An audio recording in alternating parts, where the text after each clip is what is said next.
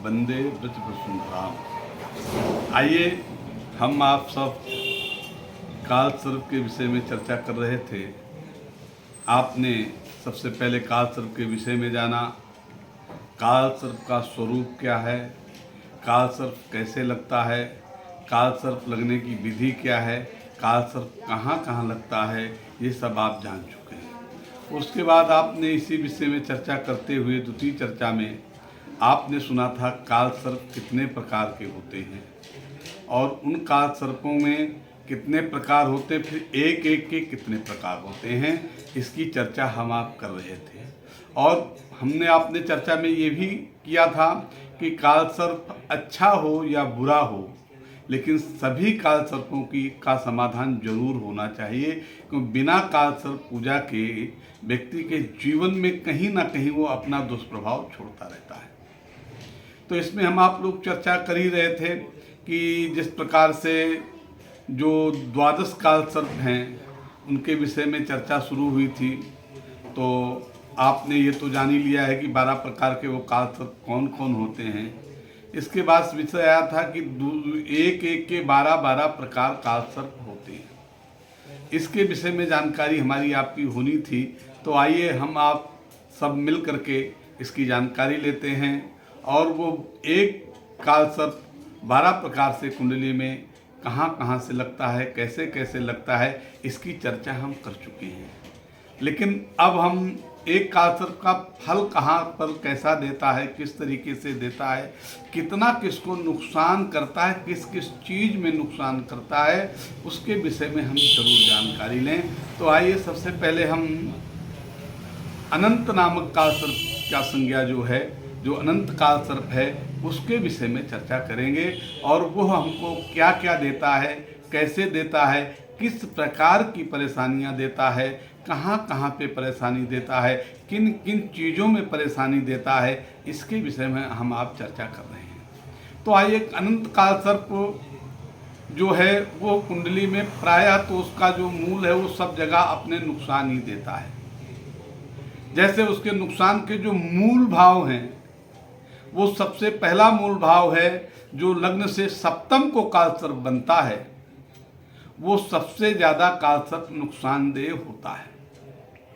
उसमें होता है कि व्यक्ति के दाम्पत्य जीवन में, व्यक्ति के आर्थिक जीवन में अनेक प्रकार की इस तरीके की परिस्थितियां खड़ा करता है जिसकी जीवन में कल्पना नहीं होती है, कि बेमतलब के तनाव, बेमतलब का क्लेश, बेमतलब की चीज़ों को इस तरीके से उत्पन्न करता है जिसका कोई आधार नहीं होता, जिसके कारण व्यक्ति अनेक प्रकार से तनाव को झेलता है। दूसरा और इसमें जो काल सर्प नुकसान करता है वो द्वितीय से और षष्ठम भाव तक। द्वितीय षष्ठम जो है वो काल सर्प का भी जो फल है वो भी बहुत नुकसानदेह होता है।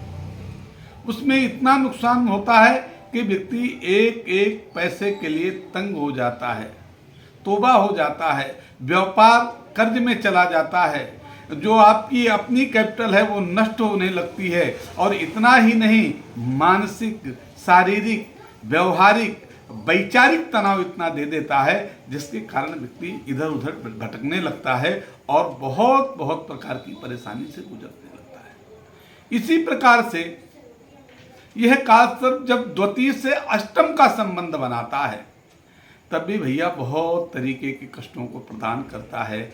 जैसे अनायास किसी रोगों को पैदा कर देना, किन्हीं रोगों की चपेट में लंबे समय तक ले लेना, किन्हीं रोगों के साथ इतना परेशान हो जाना कि अपना जीवन जो है हॉस्पिटल और घर, हॉस्पिटल और घर, बिजनेस, व्यवसाय, शिक्षा, नेतागिरी, सब कुछ भुला देता है। इस प्रकार से ये कष्ट देता है।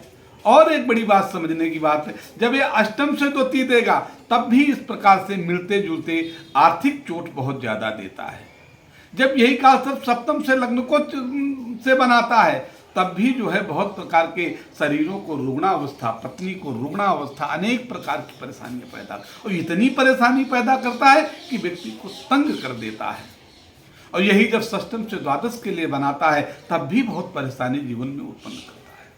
वैसे और इसी प्रकार से जब चतुर्थ से दसम अथवा दसम से चतुर्थ इन भावों से जब एक काल सर्प गुजरता है जातक के जीवन में, तो इतने कष्ट देता है, माता पिता को बालपन में सुख को छीन कर देता है, अपने व्यवसाय को खत्म कर देता है, माता को रोग विशेष प्रदान कर देता है। ये चतुर्थ से जब दशम को बनाता है तो पिता को अनेक प्रकार के झंझावादों में चपेट देता है और पैतृक पुश्तैनी संपत्ति में न चाहते हुए अनेक प्रकार के विवादों को उत्पन्न करता है।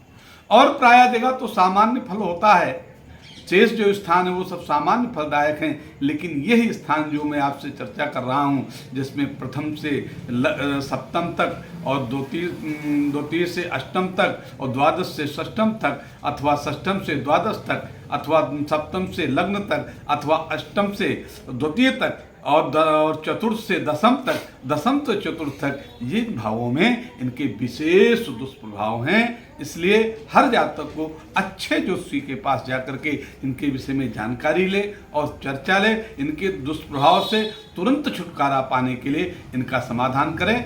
जय श्री कृष्ण।